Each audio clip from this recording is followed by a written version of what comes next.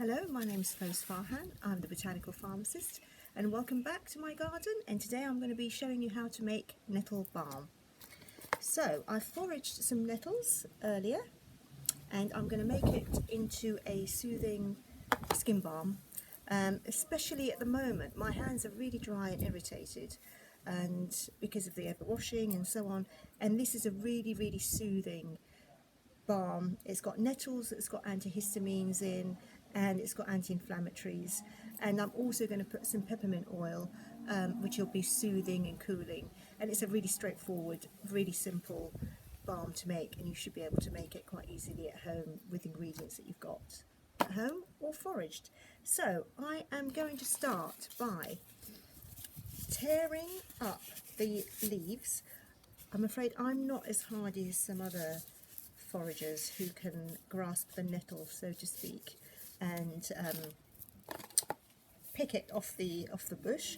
So I'm going to wear these very sexy blue gloves, and what I'm going to do first is take a little jar and just really tear it up like that, and what I'm going to do is just put a handful really there. So I've got some more here as well. And I am going to cover it with coconut oil. You can use other oil, so you can use sunflower oil or vegetable oil, or even olive oil, but I'm using oops, nearly had an accident there. I'm going to be using coconut oil because this is already solid at room temperature, and it means that you don't have to do that extra step of adding beeswax to make it more solid. So what I'm going to do is add, so just straightforward coconut oil.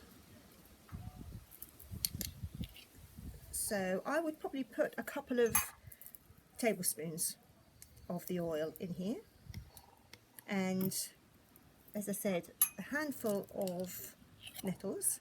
Really, you need to have enough nettles so that when the oil melts, it's just covering it, and I'll show you one that I made earlier in a minute. So, got it like that, and what you then do is just put it in a bain-marie. So you put that in a saucepan, and I put something underneath in the saucepan just to raise it so it's not directly at the bottom of the saucepan, and put loads of water around it. So effectively the temperature doesn't go beyond 100 because it's sort of bubbling in water and steam. And you do that for about 3 hours.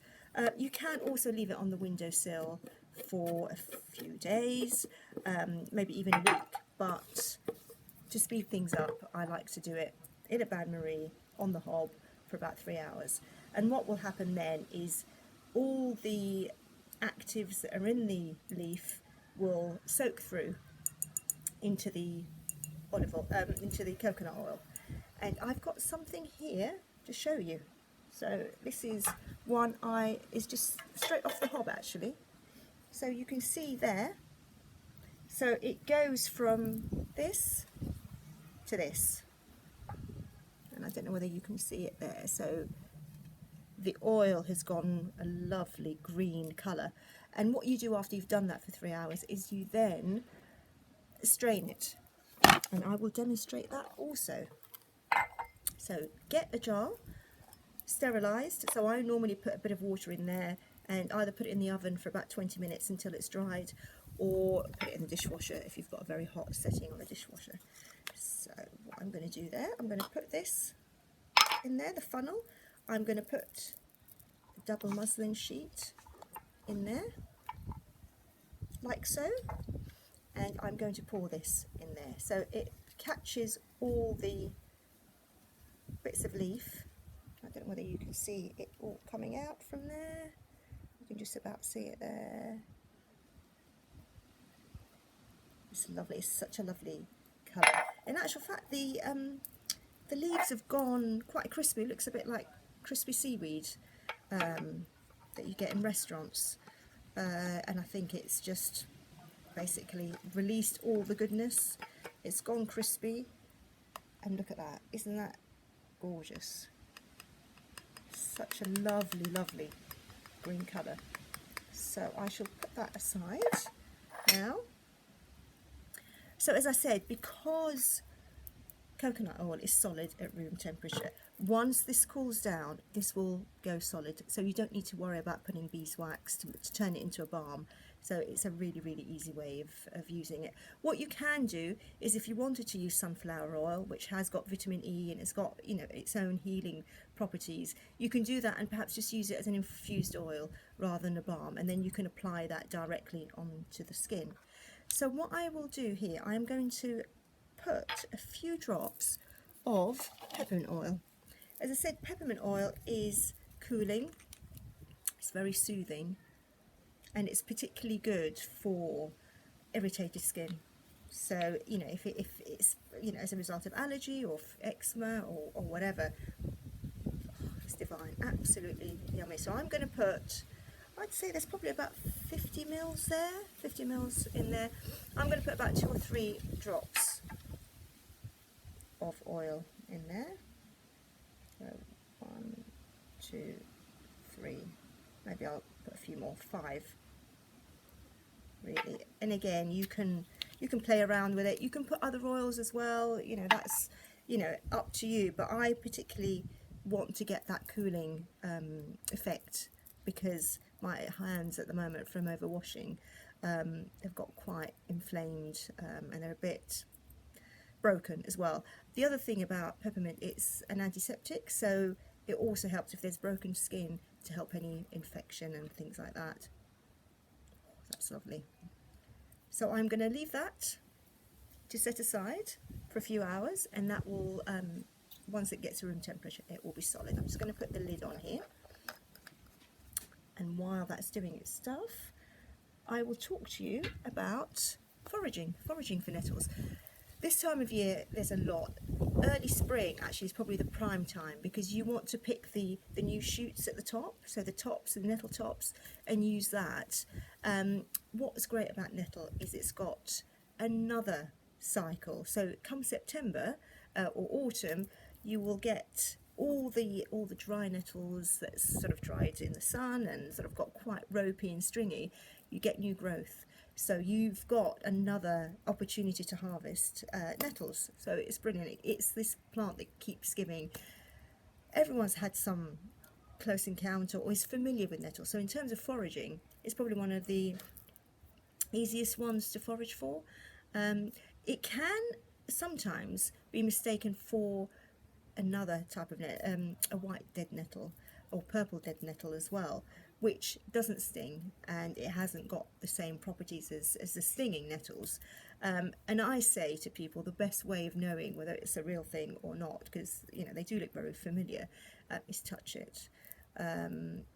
It's not going to, you know, for me, I suppose it depends if you're brave or not, you know. That, for me, that's a sure way of knowing it is the right thing. Funnily enough, today when I went to pick this, I kept touching it thinking, this isn't stinging nettle, because it wasn't stinging me, and it was only when I brushed it against the back of my hand that I thought actually it is. So maybe my fingertips have got hardened to it. Maybe I've learnt how to grasp a nettle, so to speak. So anyway, we've all had encounters with that. You probably know, if you do fall into a nettle bush, the thing to get is dock leaves, but actually dock leaves is probably not as effective as something called plantains, which I can talk about in I'll be talking about in another video. And what's interesting about nettles is the reason it stings. I mean, it sounds like a contradiction really, because you're using it for irritated skin, so for stings. So actually you can use that balm for stinging nettle stings or bee stings or whatever. But actually what is in the leaves, which is the antihistamine properties and the anti-inflammatory, is not what you get in the tips. So the little hairs that you will see, I've got one here, you might be able to see those, but I don't know, you might be able to. You can just see them actually, the outline on the leaf. The reason why it stings, it's got formic acid, which is the same acid that ants secrete. So, and that's what stings. But the actives inside it is very soothing. Now the other thing about nettles, because it's got this antihistamine, you know, components in it, it's a really good one for hay fever.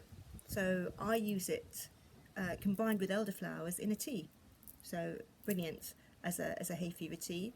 The other thing that I use it for and I adore is soup. I make nettle soup every year. Again, don't use the stringy bits, use the nettle tops so they're fresh and tender, and treat it like you would spinach. It's really rich in iron. The reason being the roots go deep, deep down. That's why it's such a successful weed. The roots go deep, deep down, so it actually brings up all the minerals that's deep down in there. So it's rich in iron. It's also rich in other minerals, calcium. It's got vitamin A. It's got vitamin C. It's full of protein. It's a superfood, really, and it's free. You'll find it, you know, in most parks. You might even have some in your garden. I know when I had an allotment, I had loads of it. So it's this ubiquitous weed that has got so many uses. So what I suggest you do is go out there, go and have a look. A friend of mine suggested an app that she uses called Plant Snap, and it's a really good one for helping you identify plants and herbs, and you know, when you're foraging. So I suggest you do that, but again, failing that, just grasp the nettle and then see how that feels, and make sure you reach out for a plantain, which you can identify through Plant Snap, and put it on there, give it a rub. So I hope you enjoyed the video. I hope you found it useful. As I said, I will post a picture of that later on my Instagram, so you can see what it looks like when it's solid. But as I said, it's such a beautiful colour. I'm trying to see how best to show it. No.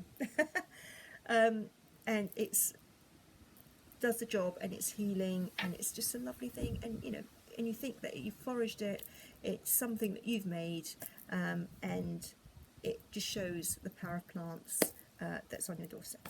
So thank you very much for listening, and see you at the next one.